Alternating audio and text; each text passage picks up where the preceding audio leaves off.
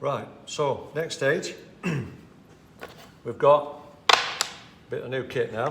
We've got some quick cramps, which are very handy. To use these, press that lever in, that'll just allow it to go backwards and forwards. If you want to cramp, just keep pumping the handle, that'll go in. You can actually turn that around and put it facing outwards, so you can cramp things and push them apart as well. They're quite good at these. The Irwin ones are very good quality. So I've got two of those. I've got the strings. I've machined two small pieces of beech, this is, so a nice hardwood. I've thicknessed them to 8.5 millimeters. So why have we done that? Well, quite often I've got to set this template on the string, and to get the cutter to cut and follow this template, I'm going to use a thing called a guide bush. So I'll show you that in a minute. And the guide bush diameter is 30 millimeters. Okay, so if I show you the router, here's one I prepared earlier. We've got the Festool Router, it's unplugged. We've got a 30mm guide bush, and inside there, if I press the base down, you can see that coming through the guide bush is a fluted cutter, a 50mm fluted cutter. This particular cutter is 12.6mm, something like that. So the difference between the outside of that guide bush and the outside of the cutter is going to be the offset between this jig and where my router cuts. So wherever I slide that guide bush along that, whatever pattern it is, the cutter won't actually cut on this edge, it'll cut that difference between there and there, spaced out from there. So that just happens to be roughly about 8.5mm. Okay, so if I were to put that upside down and put that on there, that lines up with the guide bush, and that hits the edge of the cutter. I don't know if you can see that.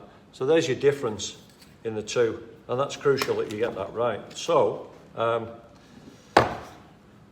this is the Festool Router. It's slightly different than most routers in that it has a quick lock for the shaft. So that locks in one way. It ratchets the opposite way. That allows you to tighten it up quickly. You can just literally put the spanner on there, keep turning it, and it'll ratchet just like a modern ratchet spanner. You can press the opposite way, and that'll go the other way and ratchet.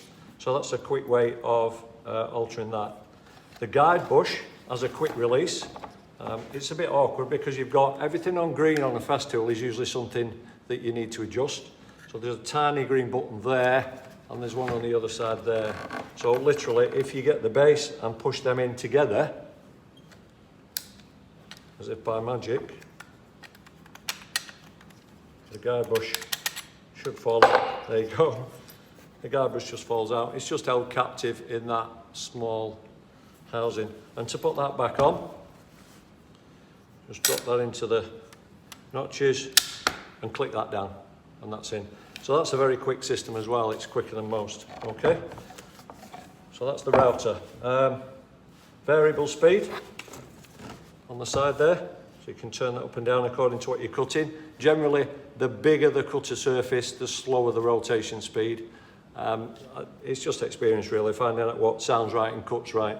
Okay, we've got a Laserman's lock button there, so you can press the trigger in and lock that in to save you keep pressing the button in. And we've got a depth guide here, so the depth guide is quite handy. We need to cut. We've decided that we're going to go in. We've got 22mm. We want a 12mm tenon left, so we're going to take 10mm off. So all I need to do is press the router down to the surface on top of the jig onto the string. Okay.